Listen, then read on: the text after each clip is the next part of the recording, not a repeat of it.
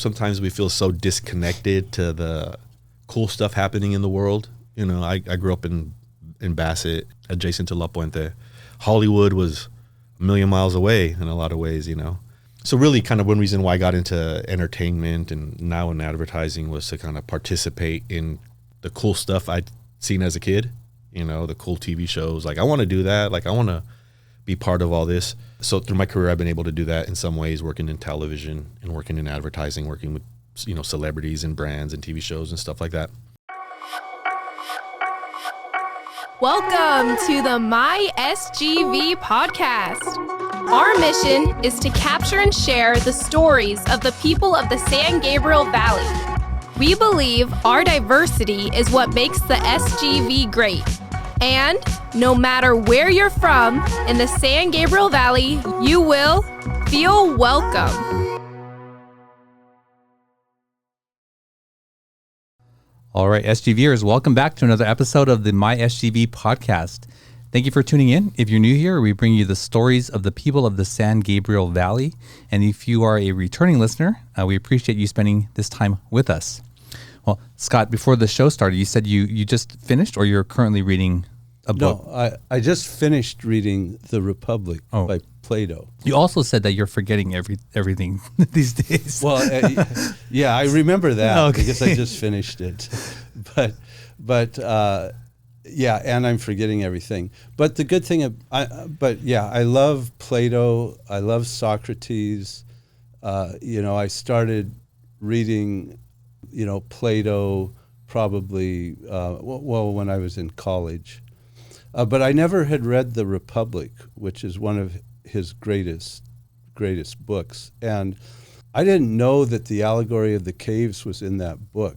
The allegory of the caves is one of these turning points in Western philosophy, really.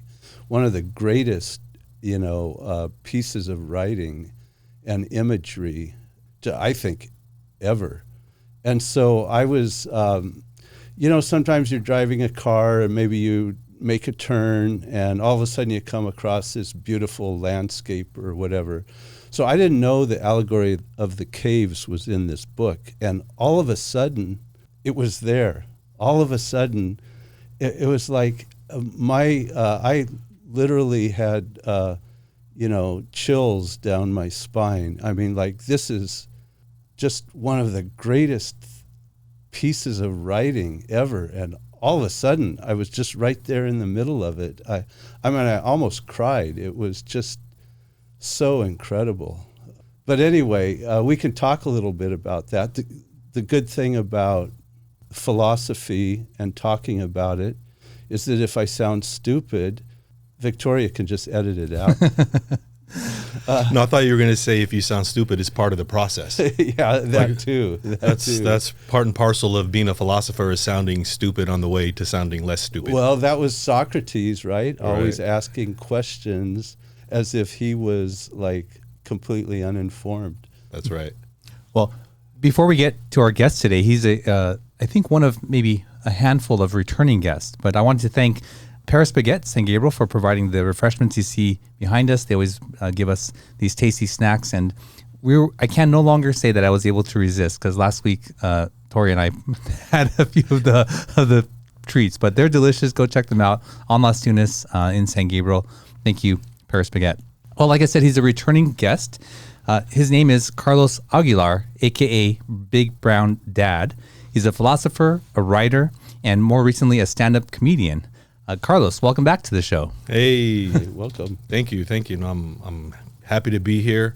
As you guys know, of course, I'm a booster of the San Gabriel Valley and a booster of your program. So thanks for having me back. Yeah, actually, Carlos is one of the most viewed of any of our guests, if not the most viewed of any guest. Yes. Yeah, if I could give anybody some advice, if your video ever were to go semi-viral, is don't read the comments without having your coffee first, so that you're caffeinated for some retaliatory comments. Why did you get some? There's always some funny. Yes, I did get some rather humorous comments. Some biting ones. No, they're just mostly like, what mushroom did this guy eat before he told this story? And I was like, that's pretty funny. No, but then there were also, what I really enjoyed was that I had former students comment, that's my teacher, or like, I know that dude. Or like, wow. So it was funny to kind of reconnect with some older friends and students through that video. Did they see it organically? They did see it organically, yeah. Wow, cool. People had a buddy at work who saw it maybe at the tail end, because there was like, these videos go in waves in terms of like how popular they are. So at the tail end of this kind of most recent round, I had someone at work say, hey man, me and my wife saw your video, we're laughing. Or, you should tell people at work. I was like, nah, like, not exactly. Well, Carlos, this is your second time here, but if this is the first time for a listener, what's your connection to the San Gabriel Valley? I was just going to, I was thinking about this. Like, I'm so San Gabriel Valley, Scott, that I should have a San Gabriel Valley tattoo. So I wanted to show you this today. No, I'm just kidding. Oh, wow. Okay. No, I'm just kidding. We offer them on our store. Yeah. Could I plug our store as long? Yeah, please do. Yeah, no. You get tattooed. There we go. Temporary SGV tattoo would be great. Right. I'm from Bassett, California, which is unincorporated LA County, which is between La Puente, Almani, Baldwin Park. Almost like a no man's land in some ways. But I was born and raised there. I went to college at Occidental, which is, not exactly the San Gabriel Valley, but kind of easternmost part of the valley, if we were to be generous, rather westernmost, if we were to be generous. And I live in Covina and have lived in the San Gabriel Valley most of my adult life. So count myself a booster. I've worked in the San Gabriel Valley, and I've given historical walking tours of this parts of the San Gabriel Valley. So, where have you led those? In the Claremont Village and in Eagle Rock. Oh yeah. And so, part of the development of those areas of LA are connected to the development of the San Gabriel Valley. We know, for example, the train that came into Los Angeles from east to LA led to the development of all these San Gabriel Valley cities, right? So like in 1886 or 87, the train comes through and we get Claremont developing and the Claremont colleges developing, and then all the stops along the track, Pomona, all these cities begin to develop along that railroad route. So the history of the San Gabriel Valley is tied to the development of the history of Los Angeles at large, Right. Well, what about Eagle Rock? I know that's right on the edge, but I'm kind of curious about Eagle Rock having been one of my initial encounters with Los Angeles when I was young. Right. Well, I went to Occidental College. Right. While I was there, I wrote a food review column, which was more comedy than review, I guess. Maybe it was a comedy review. Intentionally. Yeah, that's right. Now, we had fun with humor and food, and it kind of gave us an entryway into exploring the neighborhood. Occidental was founded in 1887 as well, again, as part of this kind of move out west. Mm-hmm. Occidental's a Presbyterian, or at least was a Presbyterian college. Mm-hmm. I want to say the Claremont colleges were Congregationalist early on. Pomona, I think, was Congregationalist. So, and of course, you see the role that religious organizations, denominations played in the development of the city and organizing the city and its resources in a lot of ways, and then educating folks. I learned recently, like a lot of the early founders of Covina were educated at the Claremont colleges. Oh, I was like, oh wow, that's interesting connection. And so these institutions start educating the leaders of the valley, early on. So how did those schools become so good, such high quality schools? Yeah, that's a good question, and I wonder how much. I guess we'll get to this later, but like one of my favorite locations in the San Gabriel Valley is the Kellogg House at Cal Poly. It's the home you see when you're coming over Kellogg Hill. Mm-hmm. If you were to look at my aunt had her wedding reception there. But of course, Kellogg of Kellogg cereal fame played a role in the development of Cal Poly Pomona, and he had his house there that served as his winter outpost, I guess, and where he'd invite like Hollywood luminaries from like the 20s and 30s to come and stay. That house is pretty dope. That house is designed by Myron Hunt. Myron Hunt, who also designed the Rose Bowl, but who also designed Occidental College. In terms of how these institutions became prestigious, I couldn't exactly detail that, except to say we know that there's a history of like restrictive admissions policies, So that's one of the ways you distinguish yourself early on, is like by not letting anybody come on in, and then kind of the high cost of tuition. And then, I think that early on. And then, the Claremont colleges have an incredible endowment. And I think that allows them to invest in a lot of ways to kind of maintain their prestige. Claremont McKenna, for example, just raised $1 billion in their campaign. Really? Claremont McKenna, they have a student body of 1,000. Yeah, that's incredible. What are there, 5 colleges or 7? I can't remember. There are 5 colleges at the undergraduate institutions, and they have a graduate university. And they have, I think they might have another kind of graduate institution there in Claremont. Yeah, no, they're wonderful. Well, Carlos, you certainly have a lot of passions and interests. Like this conversation can go many different ways, and I'm curious.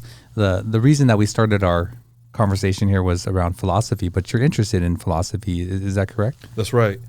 I know Scott said he was reading The Republic and he just finished, and I'm guessing he started 17 years ago. Is that right? It took me about 3 months. I'll tell you. Yeah. Nah, it's been a while. I was thinking about this on the way over here. Like, I guess you'd call that kind of classic philosophy. Right. Yeah. Though it's kind of hard for me. I mean, I read most of, the classic philosophy that I read as an undergraduate and a graduate student, but I'm hard pressed to revisit them now because they're so difficult to kind of get through. Not only because they've been translated into English, but the form they take in English are usually, even in English, is impenetrable. Like, what exactly am I reading here? Which was why I think I was well suited to read them in community, with other students and with a professor and an instructor, and cool, because otherwise, I'd be lost. Even reading, even reading Plato. I'm sorry, I interrupted you, but yeah, I would say, maybe I was really familiar with 10% of what I read, right? And the other 90%, there's references to, Homer and things that I'm not familiar with, but I love the format. I love Socrates walking around the streets of Athens and engaging people in dialogue. And these are mostly people that had different viewpoints than he did. And he was able to make them look stupid. Yeah, no, of course, the Socratic method is a famed approach, and one that I really appreciate, enjoy, and when I taught, employed, and still, in casual conversation, I think the best way to kind of explore and discover truth is through kind of the interrogative method, if you will. Let's start asking questions about what we're getting at here so we can begin to define some terms, reveal some assumptions, maybe reveal some intractable disagreements. But I think the Socratic method is dope. I just wrote a piece that I published on LinkedIn called The Socratic. It was called, I titled it, Choose Your Method, Socratic versus Miyagi. So I don't know Miyagi. Oh, you know Miyagi. Mr. Miyagi from Karate Kid. Oh, okay. I don't remember. Oh, Mr. Miyagi. I forget a lot. Yes, now. So Pat Morita played Mr. Miyagi in Karate Kid 1, 2, 3, 4, 5, 10, 20. They had all these Karate Kids, but famously, this is the 8th movie in the 80s, but famously he instructs Daniel's son on how to learn karate, not by showing him directly how to strike, but to have him wash a car, paint a fence, sweep, or whatever it was. So, and then in the end, revealed to him, hey, Daniel is complaining all along, I wanted to learn karate. Why am I sanding the fence, and why am I waxing the car? I was be patient, grasshopper. Only to reveal in the end, all along you were learning this other thing. But these are two different kind of, if you will, pedagogical methods, right? Right. Yeah. One is a kind of direct approach to let's examine what is justice, what is truth, or whatever. Right. Well, let's look at it. Yeah. And the other is to kind of, maybe the best way to get at something is to look away from a thing. It's kind of a Zen approach, I think. Yeah. I think. So what did you conclude, or what was the point in your article then? Well, speaking of a Zen approach, and I didn't drive this home, but I would say it's not an either or. Maybe a Western approach might suggest it's an either or, but I don't think it is. I think I use these both. are two approaches. That's right. Yeah, and use the one that best works. Right. Yeah. Makes sense. Which is to reveal another kind of part of my philosophy, if you will, which is to say kind of what's the instrumental value of what we're doing here, you know what I mean? Not like there is one true way to do this. Yeah. Are you Socratic or are you Miyagi? Are you East or are you West? Are you, you know? Yeah. Like, I don't think we need to look at the world that way. That's right. Exactly. Yeah. There's nuances and shades. And then I don't, so like I'll be like, okay, let's think about like classic philosophy. All that I don't try to read anymore because it's like, I'll appreciate a good lecture. I'll appreciate a good kind of summary or, you know, something quick. If someone's going to drop some cool like Socratic or pre-Socratic, or I guess people are into Stoicism nowadays. It's like, that's cool. But I mean, one, I don't like my philosophy one sentence at a time, which is a lot of the Stoic philosophy I'm getting. It's like, oh, here's Marcus Aurelius, like one sentence. It's like, okay, like that's cool. But that's not like fortune cookie philosophy is not my thing. But I will say, even if we fast forward, like, I don't know if you call it modern. No, it's not modern. Modern philosophy, like you start doing the Kant, you start doing Hegel, you start doing Rousseau. None of that's easy at all either. Like, I don't even want to see any of that either. Like, I love philosophy, but I'm cool off all that. It's really hard to understand. Like Hume, like again, unless you're doing it in community, and you have a good instructor, and that's what you're doing for the moment. And for me, if I have to do this because I may have to teach it someday or something like that, I maybe pay extra special attention. But since I'm not, I kind of don't even deal with that. I think having been exposed to it is good enough. You don't have to relive it, revisit it, or preach it every day. Right. But having been exposed to it, that's right, is very important. Yeah, I think so. But then I was thinking, okay, so you go the old school stuff, then you have the classic stuff or modern, but you have contemporary stuff, and it's like who are contemporary philosophers? Like, I don't know that philosophy is best appreciated in the moment. You know what I mean? That's right. Yeah. It's like, I don't know, like, it's and I guess otherwise you'll get killed like Socrates was. Right. Well, let me ask you this. You said it moved. I wonder if you said the story moved you. I wonder if you immediately saw the connection to because this is Holy Week. We're recording this during Holy Week 2024. I wonder if you immediately saw the connection between that story and the allegory of the cave and the story of Jesus's crucifixion. I saw. Wow, that's interesting. That's interesting. Tell me about it. Well, I didn't want the burden of sharing the allegory of the cave out of fear I'd mess it up, but like a thumbnail sketch, and you fill it in too, right? So it's like, people are chained in the cave. That's right. They see shadow facing away from the sun. There's sun coming into the cave. Okay, yep. But they're chained and facing the wall. Chained and facing the wall, and they're seeing shadows of birds. They're seeing even people walking by. Okay. They're seeing all these shadows on the wall. That's right. So everything that's behind them, they know nothing about. They know nothing about it. They just see the shadows on the cave. Which they assume to be reality. Reality. Right. They think that's reality, the shadows on the cave. Well, they don't, at the moment where they're appreciating it, they don't recognize they're just shadows on the cave. That's right. They think that's reality. So right, we have a perspective. So like, our perspective into this story is kind of meta, right? Like we say, these guys don't know that there's right. That's right. They're caught up in it. They're chained. They don't recognize that there's. They just see shadows, and that's existence to them. They don't know about the sun. They don't know about people, animals, nothing. Now, how does and one guy breaks free? One guy somehow escaped. I don't know how that happens. I'm wondering if they detail that. Do you remember? I don't remember. But I don't think one person did escape. I think what Socrates said was, imagine then someone breaks free. Okay. And then they turn around and even go to the edge of the cave, and they see what has been causing all of these shadows, which is people and birds and the sun. So, but he's blinded by the sun. I mean, not really blinded, but the sun, blinds his eyes momentarily. So he goes back, and nobody can believe what he says. So he's the philosopher. What do they do to him? They don't believe him. They kill him. Did they kill him? They kill him. They did. How? I don't remember how that happened, but right.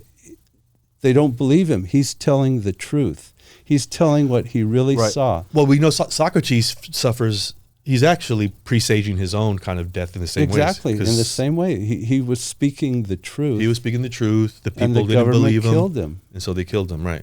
Yeah. Jesus kind of follows the same kind of... Oh, okay, there I see exactly. Yeah, it's Socrates, Jesus. Right. But it's also like, Jesus made an appeal to like, I see a higher truth. Yes, yeah, right. No, you call this the kingdom. There's another kingdom. Yeah. No, I'm telling you. All right, bro, you want to keep this up? We got a little something for you, you know what I'm saying? And they had a little something for him. That's right. Nobody would believe the person who saw the reality.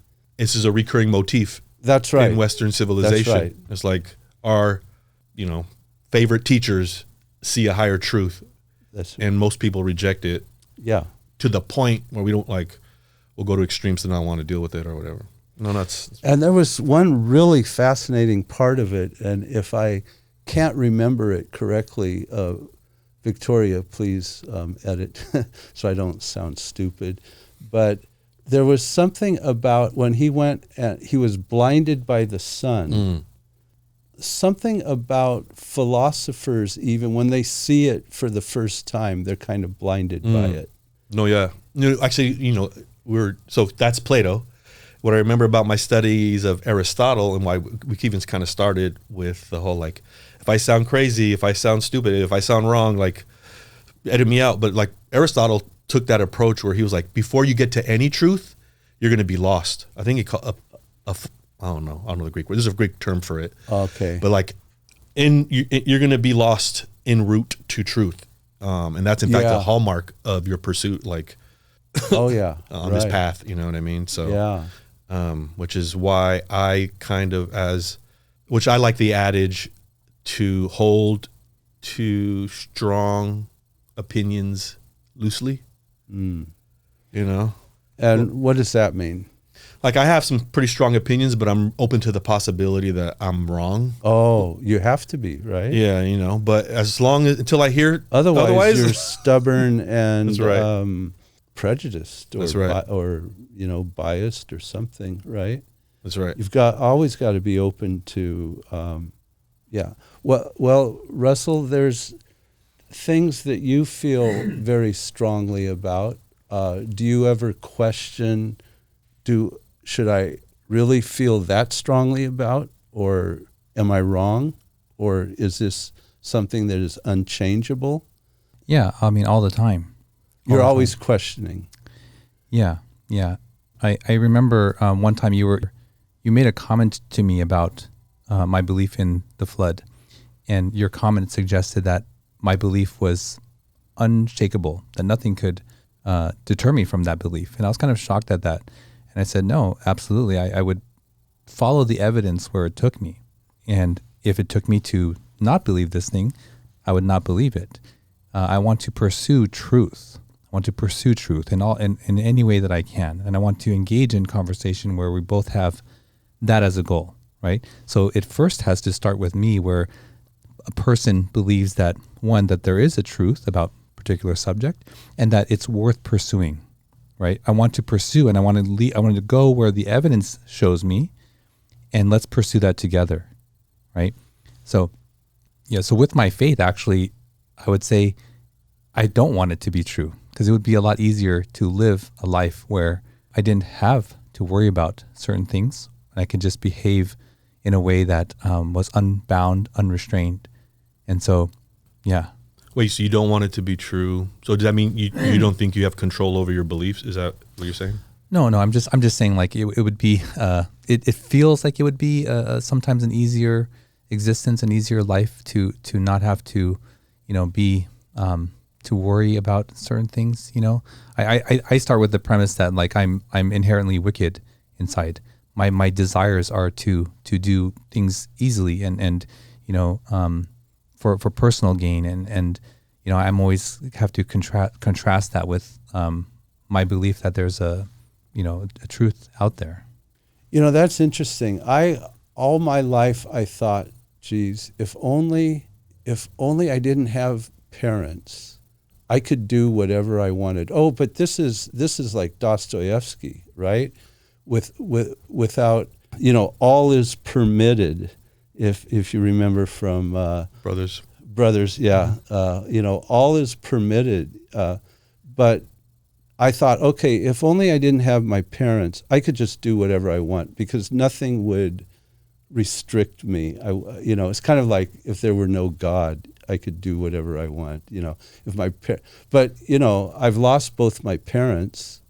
I don't feel right now I can do anything I want. I don't feel all is permitted, right? Right. So there's some other kind of restraint. Yeah. Sometimes people think that complete unrestraint is actual freedom, but the example that I would give is like, let's say you live in a house and you have kids and they're all under age 10 and you live beside a busy highway. There's no fence there. And how do you feel about them playing outside? The fence actually gives them the freedom to play outside within safety. And it gives you that knowledge that, okay, there's this boundary there that's protecting them from this thing that can be harmful for them. So in that sense, like the complete unrestrained play is not really a freedom, right? Yeah, without discipline, there's no freedom, right? Yeah. Yeah, no, I think we've seen there's plenty of evidence from history of morality, our ethics, our laws passed without appealing to some kind of divine ground. So it's possible, of course. I do think that you can adopt an ethical system like Christianity or Buddhism or whatever and employ it for instrumental value. Like, yeah, if you need a fence up, like, because that's going to help keep you safe, like, get that fence up. You know what I'm saying? That's cool. Like, I think that's a separate question about whether or not, there's a God who spoke in the Bible and all this other. Those are unrelated to whether or not believing these things can function as a fence in your life. And I think I would I might reject a bunch of the claims that people make are claimed in the Bible. I can still see someone adopting those and having it serve some instrumental value and me encouraging that in light of me thinking those things are wrong. So like, even if I don't think that this or that form of religious practice is right, I think I'd encourage it insofar as it serves some kind of healthy instrumental value in a person's life. So instrumental value, yeah, that's a good way of putting it, isn't it? People, I think our tendency is to want absolute value, like, is this the right one? Like, tell me before I do it. Like, is it right or wrong? Like, what if, like, that's not the way we're looking at this. Alberto, Alberto, he actually introduced him to us. That's right. I had a conversation with him the other day, and it was about truth. And I forget how we got on that topic, but I think he said something to the effect where he can't know what's true. And then I just said, Alberto, because it was a morning meeting, I said, I had breakfast this morning in Italy. I had these delicious baguettes and everything. He was just sort of like turning his head, looking at me. I was like, what? He's like, I was like, that's not true? Right. He's like, yeah. I was like, how come? Like, well, the time and everything else. Okay, so logically it didn't make sense. And then because isn't it possible that you can know certain things are true and other types of things are not knowable? Like, I bet he just demonstrated. I'm sure he said, no, I know you didn't go to Italy. I know that's not true.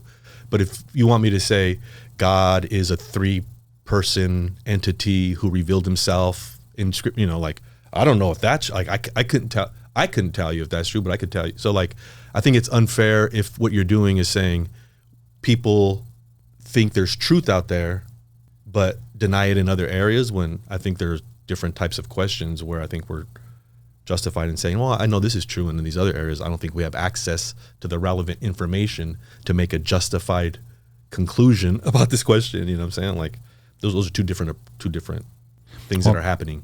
I didn't want to expand it to like that deep of a thing. I just wanted to show him that like he did in fact have tools to determine truth on his own, that he uses all the time. Truth about a recent historic thing. You know what I'm saying? Like, what I'm saying is I want to make sure you're like, you don't take that to, because I think this is what's happening. Like, don't take that to mean that he then, like, we have access to true metaphysical claims in the same way.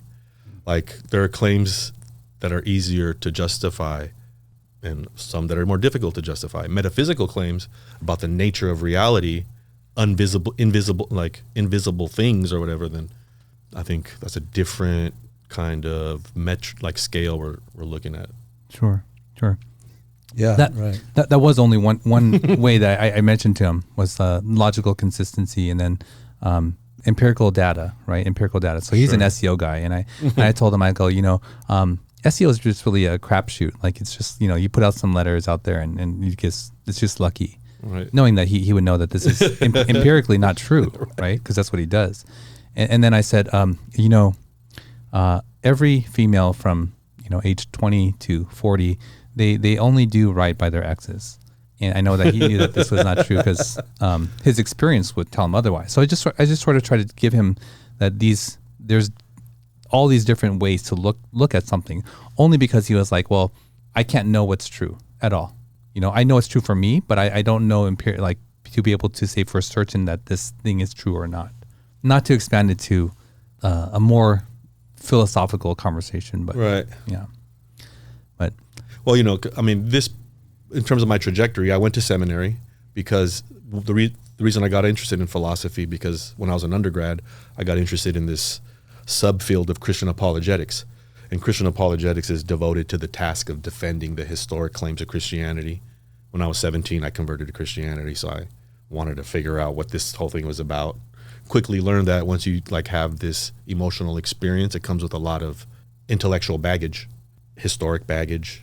It comes with a lot of baggage. This thing's been around for 2,000 years, and everybody from popes to paupers have claimed allegiance to this thing. You know what I mean? So what I did, I responded to an altar call because the song was cool and everybody seemed to be having a good time, you know what I mean? But then now you're telling me I'm in the same camp as all these people. So I got quickly to the task of defending myself against, because then I went off to college and So you went to a Catholic seminary? No, I went to a Protestant seminary. I went to Biola.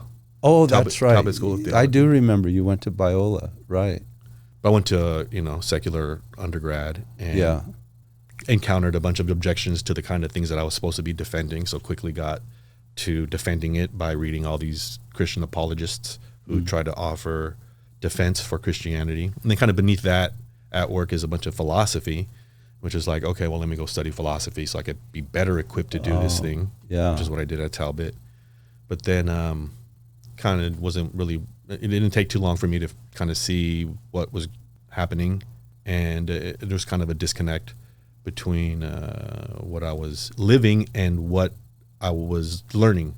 So did a little soul searching and then kind of disavowed that identity, that evangelical identity, after having spent, a good 10, 15 years of my life examining it. Yeah, living it, preaching it, teaching it, defending it, articulating it, So you would say for 15 years of your life, say from 17 to early 30s, you were... maybe it was 10 years. Okay, yeah. But in that range, you were evangelical. That's right.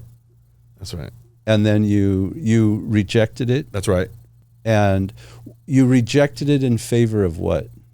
Wow, this is becoming a philosophical, religious...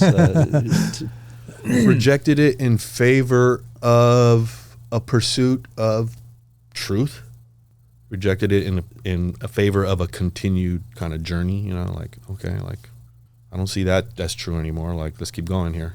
Oh yeah, that's interesting. So, but it's not easy. And I don't encourage it. It's no more than I'd encourage anybody converting, because that's crazy. Anybody who's done it, I'm sure if anybody in here who's converted, I converted. It's what a crazy idea. I don't encourage that. Then I don't encourage deconverting either. You got a good thing going, bro.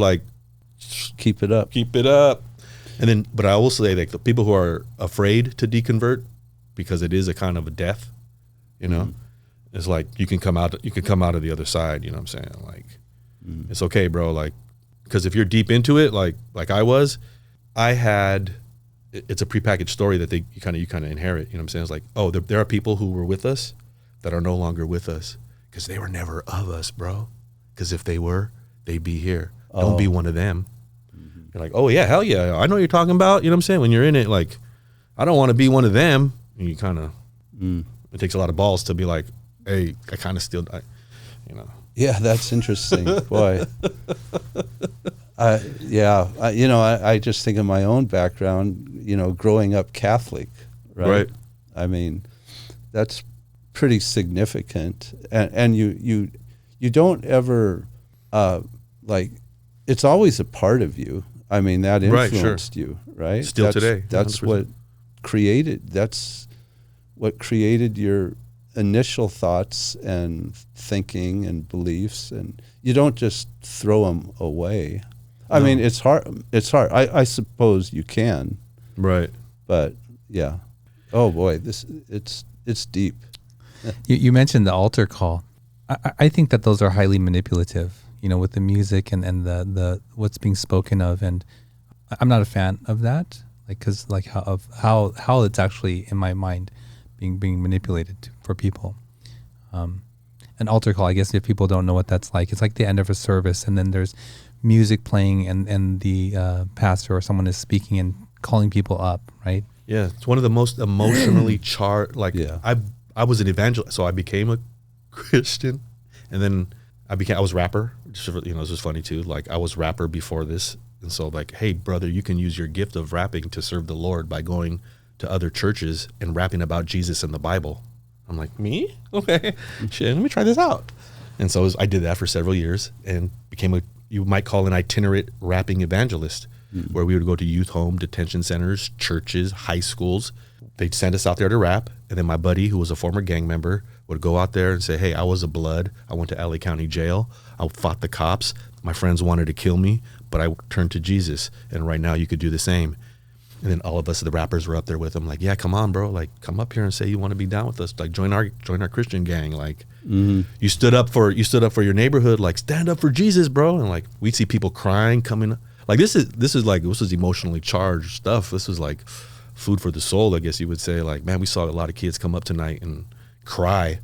Oh yeah. For the first, how many times did I cry up there, bro? Like, a lot. Like, we don't get a lot of spaces.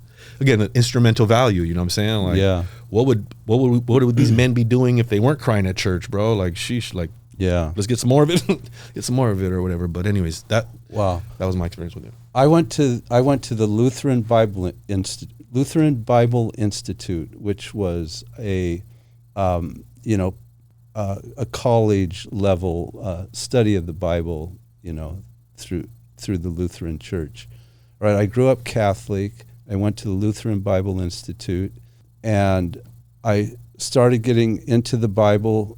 And incidentally, I would never diss the Bible. I love the Bible. I think it is one of the greatest works of writing and history and scholarship that you will ever read. I love it. But I loved it at that time because of Carol, who I met, out on the street preaching the Bible, and she was the most beautiful woman I had ever seen.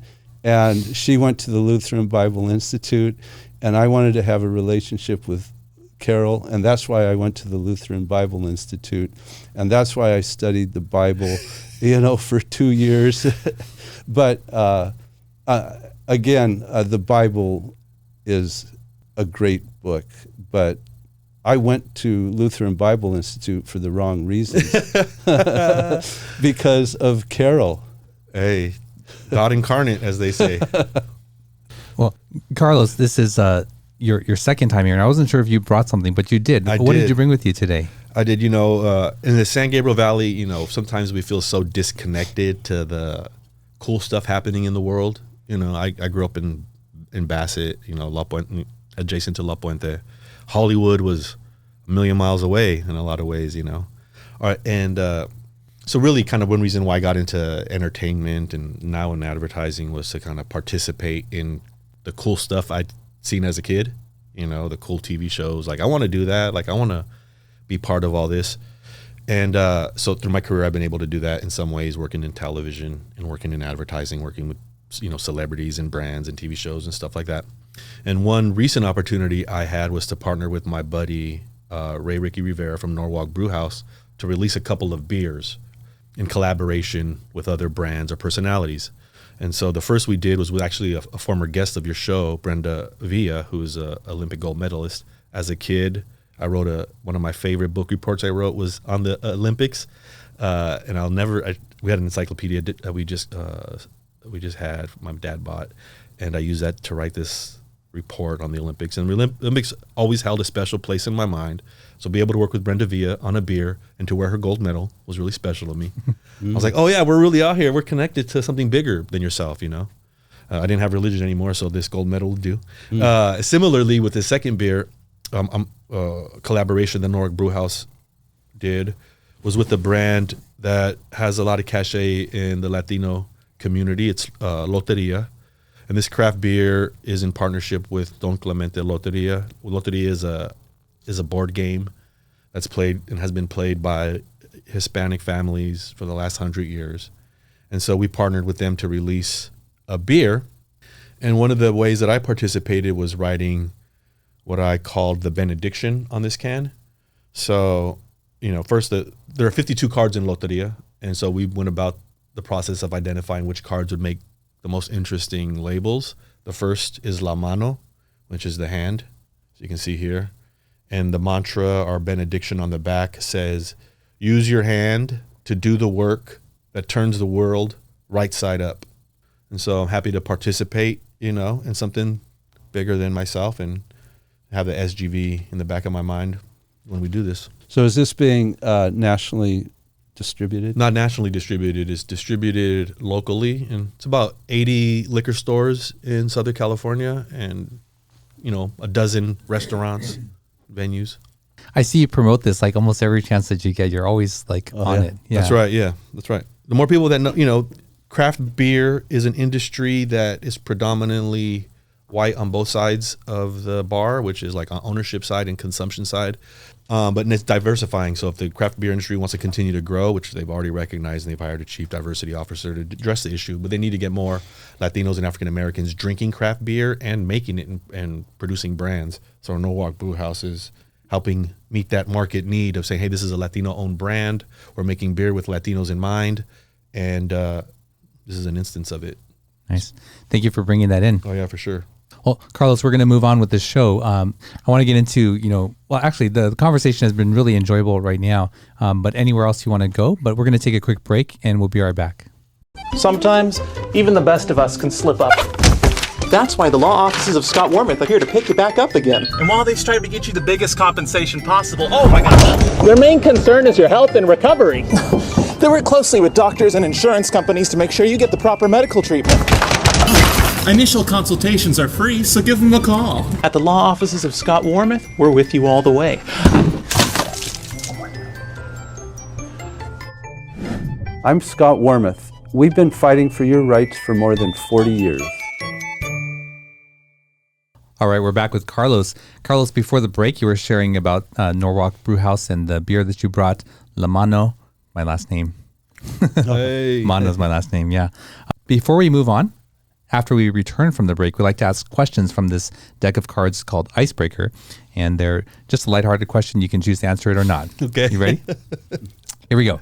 If you could only have 5 apps on your phone, what would they be? Wow, 5 apps. We're going Instagram. I don't have my phone on me. Twitter, which I refuse to call X. I guess I'm holding out, but I've noticed other brands are giving in. Like, I felt weird the other day referring it to Twitter for the first time. Oh, really? I was like, oh, shit. I guess time does heal all things or something. Yeah. Instagram, man, that's good. I might, the iMovie editing app, I guess. Let's go the weather app. And, I'm going to hit you with this one. Reveal my age. Facebook. Facebook. What's that? Yeah, exactly. Okay, I'm going to cheat because I have my phone in front of me. So probably the ones I use the most would be Instagram, CapCut because I'm always editing, Facebook Messenger. That's how my wife and I often communicate. A browser. So I would get Chrome browser. Okay. And then it's a toss up between, I would go with YouTube. Okay, yeah, 100%. I forgot about that one.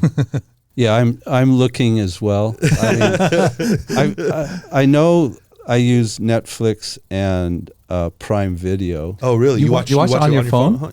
You watch a I movie? do. Okay. Where? At the Like as I'm in the laying in office? bed. Yeah. Wait, Christmas is during the podcast when you're talking about philosophy. For sure. I'm watching, the Three Stooges, which we'll talk about in a minute. Well, you know what Scott needs for Christmas? That headgear where he's able to lay back and the phone and just hands free. Oh, really? They have that. I could watch movies. Yeah, you just put your phone into the clip and it's like a headset. And you just lay really? back with your hands free. Oh wow, I'm gonna get one.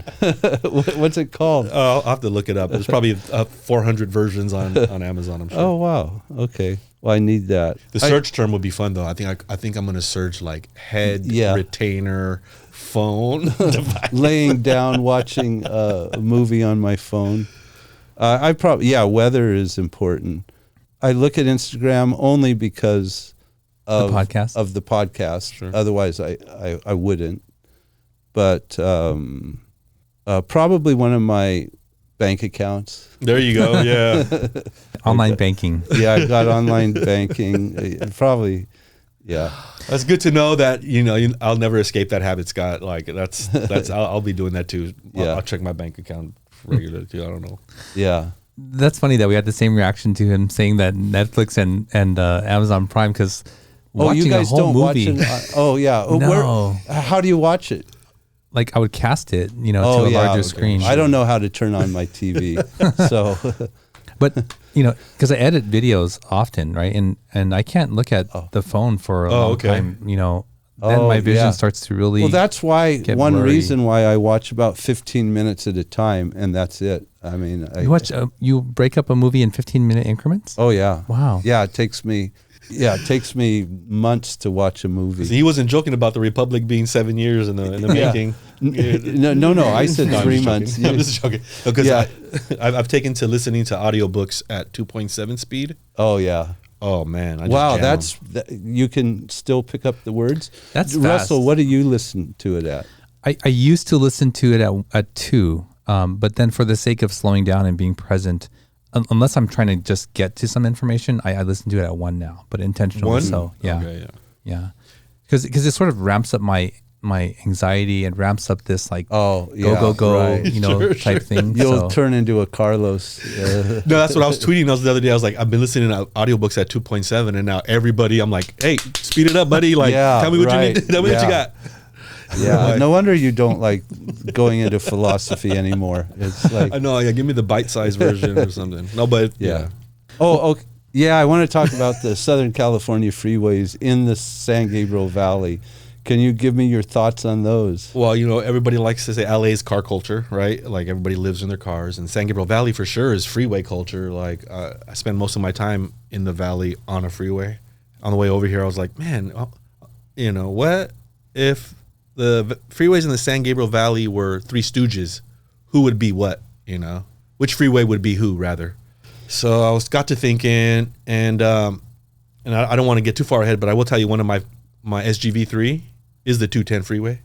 Really? Yes. Wow. You'll remember. Well, for me, I grew up in La Puente, and I went to Occidental College. And to get to Occidental, we had to take the 605 to the 210. Yeah. And for me, like the psychological journey for me to leave the hood and to go to college, oh yeah. My grandmother took me on my first orientation or my college trip. I remember going on the 210. Whenever we go on the 210, because I was a 10 freeway family. I don't know about you guys. I'm a 10 freeway family. Wow. But the 210 was like Pasadena, nicer neighborhoods, your Altadena, right. Arcadia. It's like nice stuff, And I'm like, I'm moving up in this world. Like I'm on the 210. Even going in the opposite direction, when I was in high school, I was in the Harvey Mudd College Upward Bound program, and they'd pick us up and they'd take us either on the 10, but that's sometimes to the 210. Did the 210 it terminated? At that time no, it terminated at in San Dimas or in right, yeah. But they built it later, not long after. Yeah, right. Which now is actually my favorite stretch of highway. Oh, so the 210, I can see that. I mean, you've got the Claremont colleges. Are you kidding? That yeah. Now if you were just to compare the scenics of the 10, the 210, and the 60. You're right. It's like, what's going on here, bro? Like, someone explain this to me. Oh, you're right. I never thought of it like that. You'll also note, going into Claremont, this is another, explain this to me. The highway goes below grade to prevent sound for the neighboring communities. Oh, And terrible reception as a result. Whenever you're going through there, is like phone reception is trash or whatever. But it's because, when you're a community who has some knowledge and influence, you make sure you get what you want when they're building highways in your neighborhood or whatever. That goes all the way to the 330 now, I think, right? Like, Oh, the 210? yeah. Oh, yeah? yeah. It goes pretty goes far. all the way out to, I don't even know. I take it every week out to the desert, and there's 330. I see that off of the 210. It might go 330. across. Yeah. The 18 is the first mountain road going up to Crestline, and then if you keep going on the 210, the 330 goes up to Running Springs. So and that's other mountain San communities. Bernardino, isn't it? Yeah. I mean, you'll see there's actually an overpass that I enjoy way too much, but it's technically San Bernardino. But if you go out, it's like near Haven. That overpass has all trees on the overpass. Oh, yeah. All right. trees, like beautiful, arguably. That's east of Pomona, though. Or East of Claremont, is it Rancho Cucamonga? Yeah, I think it's like whatever that is, yeah. Oh, I didn't realize that. So when I take the 210, I'm coming past the Claremont colleges. That's right. I don't remember. Off town right there. Okay. Well, what's the time with the Stooges? Okay, so the 210 freeway. Okay, so I was like, okay, the 210 is my favorite. And I was like, all right, the 10 freeway, I'm a 10 freeway family. It's a little more hard body, you know. The 10 freeway will get you where you need to go, far, east to west. The backbone, if you will. Mm-hmm. And then the 60 is grimy. It's just trucks. 60 is, heavy industry. It's like, it'll do the job, but it doesn't look too pretty. So I was like, I don't know what's a good analogy? Three Stooges? And I was like, okay, so the Three Stooges, I guess, then I was like, don't forget, and I almost did just now, don't forget the 605. Yeah, the right. 605 is our concrete river from the mountain. What about the 57? Isn't I that? mean, that's too Orange County for me, you know what I'm saying? Like, is it? That's okay. That's like. I mean, we could if we wanted to be generous, but there's not 5 Stooges. I was like already stuck with 4. But I was like, okay, the 605 is the neglected one, so that's Shemp. If we're thinking about the 4 Three Stooges. Yeah, the one you never think about. But it's actually, for me, signifies kind of the most beautiful thing about highways in the region, which is if that freeway were water, it'd be a river from the mountain to the sea. So I was like, okay, cool. That's the 605 is our concrete river from the mountain to the sea. All right, that's Shemp. Then we have Mo, who I'd argue is just kind of the backbone of the Three Stooges, and that's the 10 freeway. Just, you can rely on Mo. He's the one calling the shots. He's making the plans or whatever. And I guess we said Larry is the unkempt, dirty, do the job. He'll get you east to west. He's got a mop for he does have a head mop. of hair. Listen, the analogy breaks down. You know, it's not going to hold all the way. But I said, hey, I guess that makes Curly the guy who leads to adventure. That's what I made in my the zany one, the one with personality. And so that was the 210 for me. So if the freeways of the SGV were the Three Stooges / 4 Stooges, that's how to break them out. I just don't see any of the Stooges being equal to a 210. That's right. No, maybe the manager or someone right. like that. Well, thank you for sharing that with us, Carlos. We're going to move on to the final segment of the show where we get to learn 3 new SGV3s from you. So.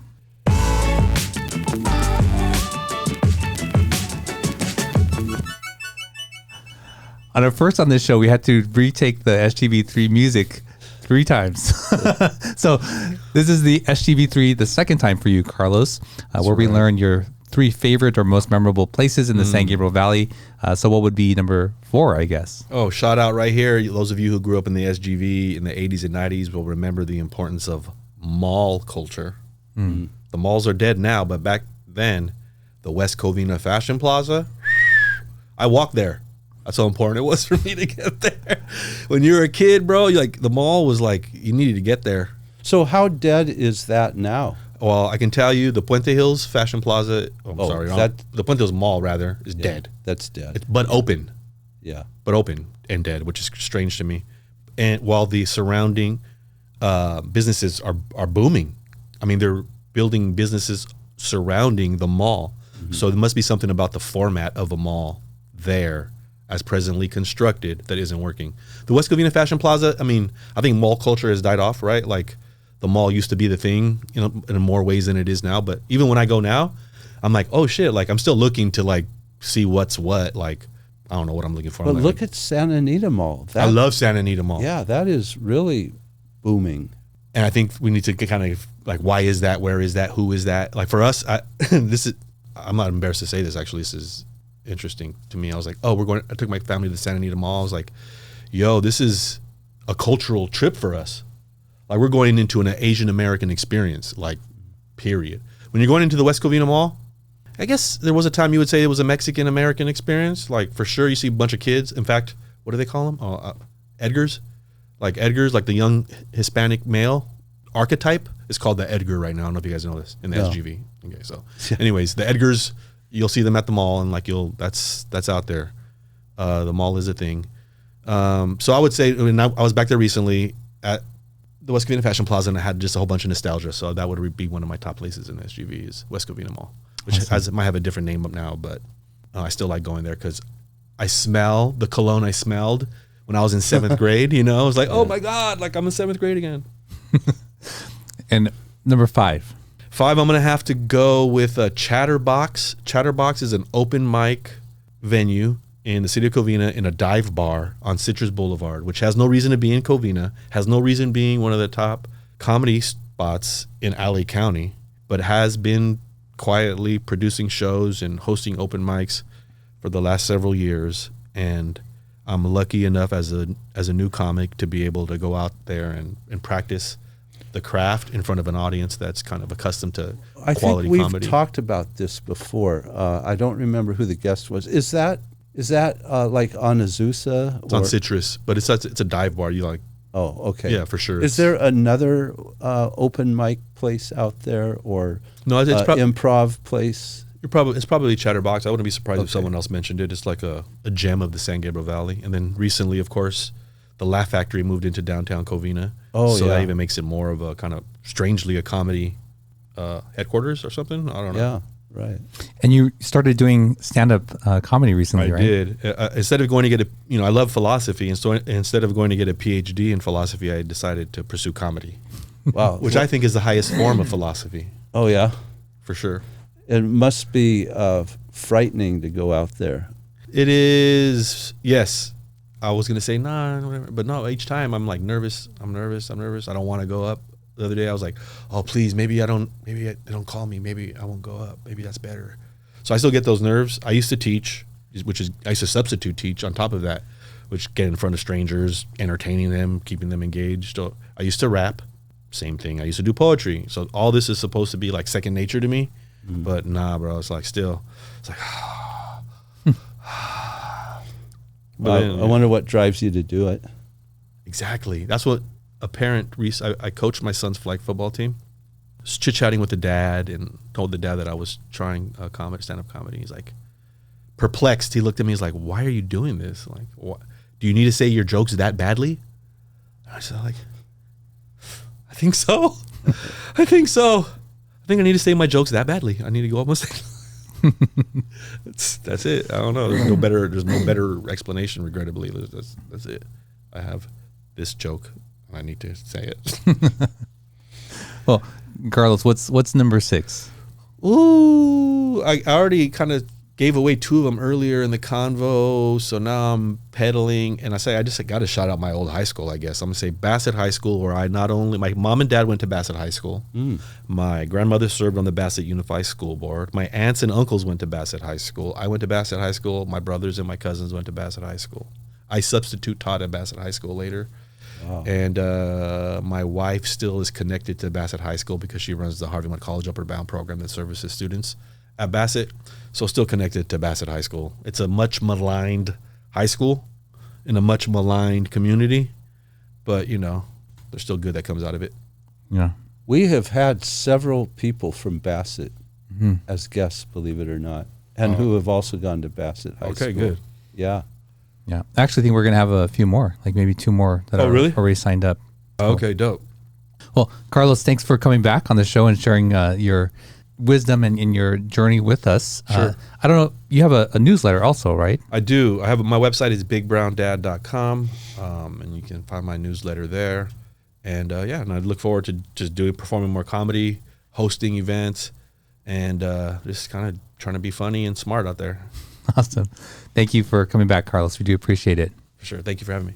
Well, there you go. Another show in the books. There was a departure from our typical type of show, but one thing that I hope that you saw was that it's possible to have conversation with people who have different points of view or even may disagree with. And what I found is that people who move to get angry or upset about another person holding a different view, it's really rooted in them not knowing why they believe what they believe. That would be one. And another thing is that they feel responsible to change another person.